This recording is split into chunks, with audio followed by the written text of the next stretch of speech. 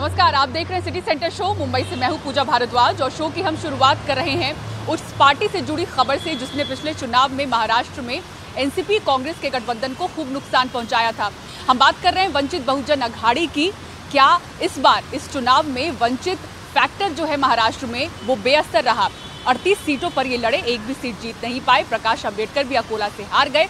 पिछले चुनाव की तुलना में 27 लाख वोट कम इनको पड़े हैं, लेकिन फिर भी महाविकास अघाड़ी को इन्होंने झटका जरूर पहुंचाया है। 9 ऐसी सीटें रही हैं जहां नतीजों को देखें तो वो प्रभावित हुए हैं वंचित बहुजन अघाड़ी की वजह से, और 4 ऐसी सीटें हैं जहां पर महाविकास अघाड़ी के कैंडिडेट वंचित की वजह से हार गए। देखिए मुंबई से रिपोर्ट। वंचित बहुजन आघाड़ीचा वंचित बहुजन अघाड़ी के सबसे बड़े नेता प्रकाश अंबेडकर चुनाव हार गए। खुद वंचित को कोई सीट नहीं मिली, लेकिन अगर महाविकास अघाड़ी में शामिल हो जाती तो महाराष्ट्र में महायुति की तस्वीर और बिगड़ती हुई दिखती। पिछले चुनावों की तुलना में इस बार वंचित बहुजन अघाड़ी को 27 लाख वोटों से ज्यादा का नुकसान हुआ है। तो ये तो साफ है इस बार के नतीजों से कि वंचित बहुजन अघाड़ी को जनता ने नकारा है, लेकिन इस बार भी महाविकास अघाड़ी को झटका लगा है वंचित बहुजन अघाड़ी की वजह से। इसके पहले के चुनावों में 8 सीटों का नुकसान हुआ था कांग्रेस एनसीपी के गठबंधन को वंचित की वजह से, और इस बार 4 सीटों पर ऐसा हुआ है कि महाविकास अघाड़ी के कैंडिडेट को हार का सामना करना पड़ा है वंचित बहुजन अघाड़ी की वजह से। हमारा नतीजा बेहतर ही है और ये लोकतांत्रिक जो देश है उसका एक अधिकार जो हमारा है कि हम अकेले भी लड़ सकते हैं। एक तरफ 24 पार्टी मिलके लड़ रही है, यानी एक तरफ झुंड है और एक तरफ हमारा अकेला शेर है, तो वो तो फर्क दिखेगा ही। आपने खेल बिगाड़ा है 4 सीटों पर महाविकास अघाड़ी का, तो मैं वहाँ कह रही हूँ कि अगर फोकस ये था कि बीजेपी को हराना है, महायुति को हराना है, तो वहाँ पर तो खेल आपने बिगाड़ दिया उनके लिए 4 सीटों पर। देखिए, अच्छा हुआ तो अल्लाह मियाँ, बुरा हुआ तो प्रकाश अंबेडकर साहब।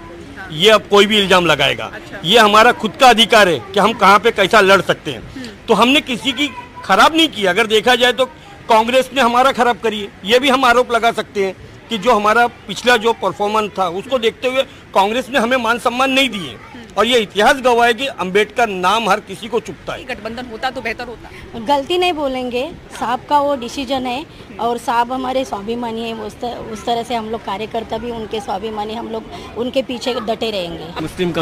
मुस्लिम समाज हो गए और जय भीम समाज हो गए, उनके सबसे उनको लगा कि हो जाएगा, लेकिन ऐसा तो हुआ नहीं। तो कहाँ चूक रह गई आपको लगता है?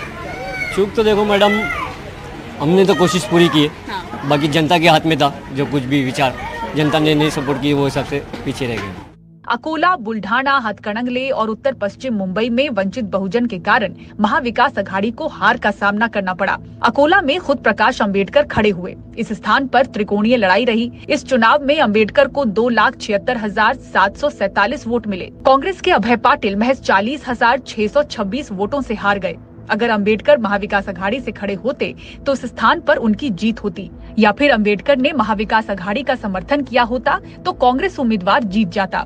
बुल्ढाना में भी ठाकरे गुट के नरेंद्र खेडेकर पर गाज गिरी। वो 29,479 वोटों से हार गए। यहाँ वंचित के वसंतराव मगर को 98,441 वोट मिले। अगर ये वोट खेडेकर को जाते तो उनकी जीत पक्की होती। हाथकड़ंगले में ठाकरे उम्मीदवार सत्यजीत पाटिल महज 13,426 वोटों से हार गए।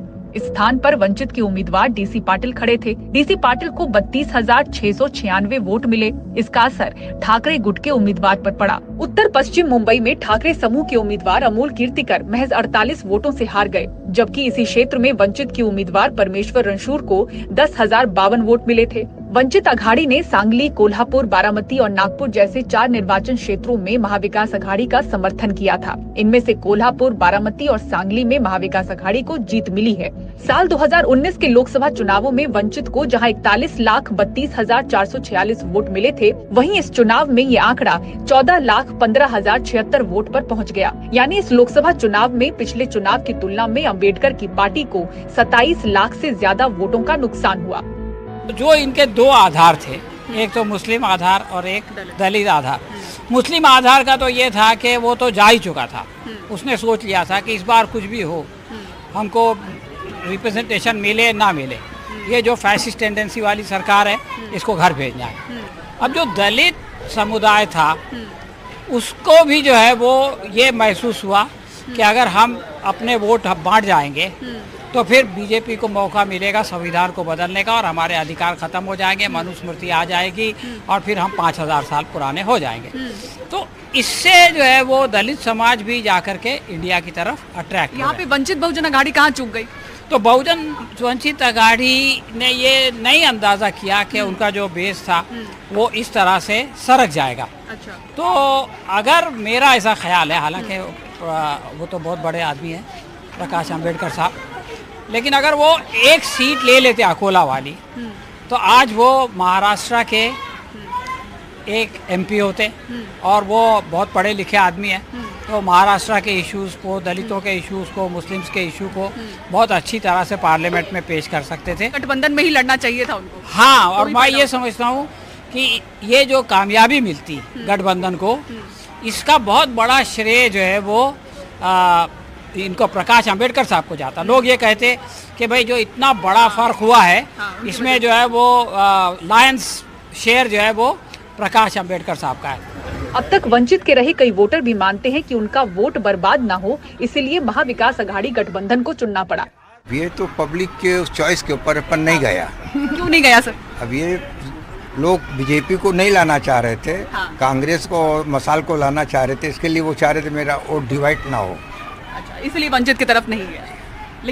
लेकिन वो भी दलित और मुसलमानों के लिए ही बातें कर रहे थे, उनका भी बात सही है उनकी, पर वोट डिवाइड हो इसके लिए वो नहीं चाह रहे थे, ऐसे पब्लिक नहीं चाह रही थी। उनको असल में महागठबंधन के साथ में ही रहना चाहिए था, क्योंकि जिस तरह से 24 पार्टियां मिलकर एक साथ में लड़ रही थी, एक अकेले ये थे, इनको भी साथ में हो जाना चाहिए था ताकि वोटों का ध्रुवीकरण ना हो सके और एक अच्छा कैंडिडेट चुनकर आए। महाराष्ट्र में महाविकास अघाड़ी को अंबेडकर का साथ मिलता तो 34 से ज्यादा सीटों पर उसे जीत मिल सकती थी। हालांकि 2024 में जो प्रदर्शन रहा है वंचित बहुजन अघाड़ी का, अब सवाल उठ रहे हैं कि उसका राजनीतिक भविष्य क्या होगा, क्या गठबंधन का रास्ता ही बचा है।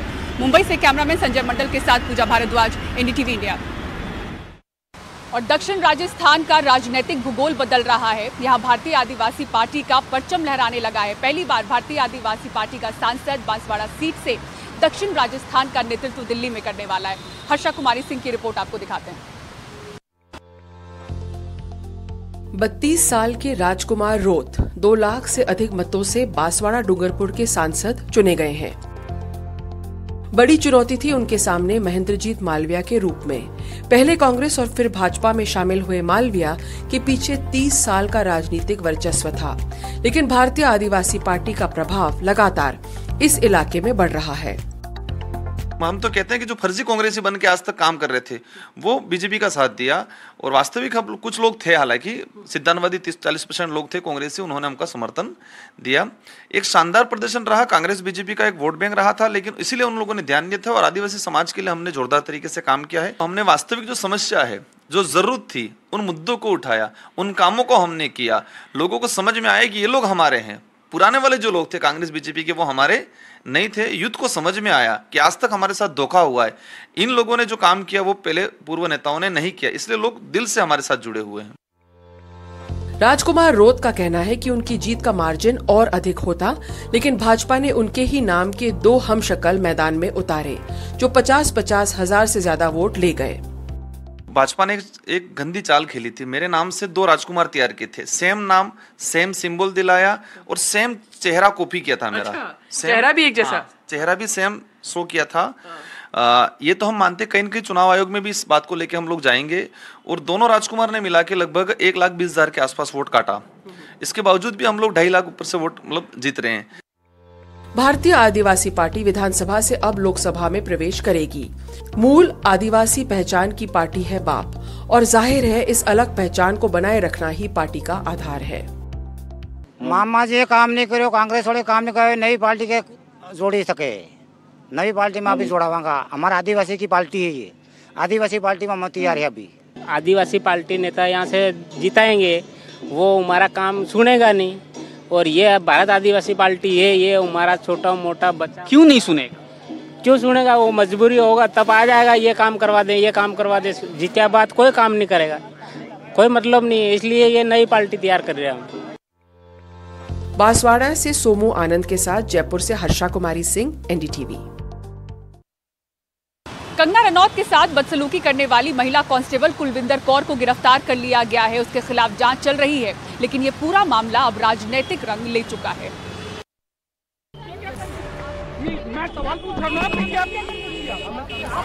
मंडी की सांसद कंगना शुक्रवार को संसदीय बैठक में शामिल होने संसद पहुंची।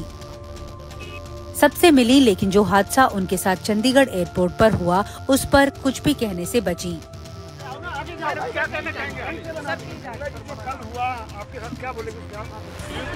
मैम आपको चोट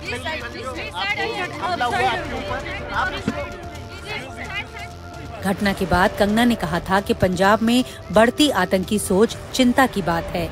उनके इस बयान ने सियासी बवाल भी मचा दिया है। इस पर पूर्व केंद्रीय मंत्री और शिरोमणि अकाली दल की सांसद हरसिमरत कौर बादल ने नाराजगी जताई और कहा, अपनी थोड़ी जिम्मेवारी को समझना चाहिए कि वो एक ऐसे ओहदे पे बैठी हुई हैं, चाहे वो एक एक्ट्रेस थी। एक्ट्रेस होने के नाते भी बहुत सारे लोग उनको फॉलो करते हैं। जब आप बेखुदा बातें आप करती हैं और फालतू की टिप्पणियां करती हैं, उसका रिएक्शन होता है। अब आपकी मदर को कोई जो वो शब्द बोलते जो आपने दूसरों की माँओं के लिए बोला, तो मुझे नहीं लगता आपको भी अच्छा लगेगा। महिला कर्मी के परिवार वाले भी अब कह रहे हैं कि पहले कंगना ने खराब व्यवहार किया। ਹੁਣ ਸਾਨੂੰ ਪਤਾ ਲੱਗਾ ਵੀ ਉਹ ਸਿਕਿਉਰਿਟੀ ਨੂੰ ਲੈ ਕੇ ਜਿਹੜੀ ਆ ਉਹ ਘਟਨਾ ਵਾਪਰੀ ਆ ਵੀ ਉਹਨਾਂ ਦੀ ਡਿਊਟੀ ਆ ਉੱਥੇ ਤੇ ਉਹ ਜਿਹੜਾ ਸਕੈਨਰ ਦੇ ਵਿੱਚ ਦੀ ਜਿਹੜੇ ਆ ਉਹ ਪਰਸ ਵਗੈਰਾ ਜਾਂ ਉਹਨਾਂ ਦਾ ਫੋਨ ਵਗੈਰਾ ਉਹ ਉਧਰ ਦੀ ਕੱਢਦੇ ਆ। ਉੱਥੋਂ ਤੂੰ ਮੈਂ ਹੋਈ ਆ, ਮੌਕੇ ਦੇ ਐਮਪੀ ਆ, ਉਹਨਾਂ ਨੇ ਕਿਹਾ ਹੋਊਗਾ ਵੀ ਅਸੀਂ ਕੀ ਜਾਣਦੇ ਆ, ਇੱਥੋਂ ਜਿਹੜੀ ਉਹ ਤੂੰ ਮੈਂ ਹੋਈ। उधर सीआईएसएफ का कहना है कि वो सीसीटीवी की फुटेज की जांच कर रही है। वैसे कानून के तहत आईपीसी की धारा 323 के तहत थप्पड़ मारने के केस में मामला दर्ज किया गया है। इस धारा के तहत अगर कोई किसी को जानबूझकर नुकसान या चोट पहुंचाता है तो उस पर 1000 का जुर्माना किया जा सकता है या फिर उसे 1 साल की जेल की सजा भी दी जा सकती है या फिर 1 साल की जेल और जुर्माना दोनों ही हो सकते हैं। उधर कंगना रनौत से चुनाव में हारने वाले मंडी से कांग्रेस के उम्मीदवार ने कहा कि सीआईएसएफ की महिला कर्मी को ऐसा नहीं करना चाहिए था। बहुत दुर्भाग्यपूर्ण है, इस तरीके की कोई भी घटना नहीं होनी चाहिए, खास करके महिला के साथ तो बिल्कुल भी नहीं होनी चाहिए। तो हम इसकी निंदा करते हैं और अगर कोई उनका ग्रीवेंस भी था तो उसे जो है लिखित रूप से उसके बारे में जानकारी देनी चाहिए थी, मगर इस तरीके की जो घटना हुई है बहुत अनफॉर्चुनेट है और हम उसकी जो है कड़ी निंदा भी करते हैं और जो एयरिंग ऑफिशियल है उनके खिलाफ जो है निश्चित तौर से इस पर कार्रवाई होनी चाहिए। लेकिन सोशल मीडिया पर ये तस्वीर वायरल है और तरह तरह की प्रतिक्रियाएं आ रही हैं। इस घटना की आलोचना इसलिए हो रही है क्योंकि अक्सर वर्दी वाले डिसिप्लिन माने जाते हैं। वैसे सीआईएसएफ आधिकारिक बिल्डिंग्स और कई वीवीआईपीज को जो है वो सुरक्षा प्रदान करती है। ऐसे में फोर्स अब इन सभी पुलिसकर्मियों का 360 डिग्री रिव्यू करने के लिए तैयार हो गई है। नई दिल्ली से कैमरा पर्सन अशोक महाले के साथ नीता शर्मा, एनडीटीवी इंडिया के लिए।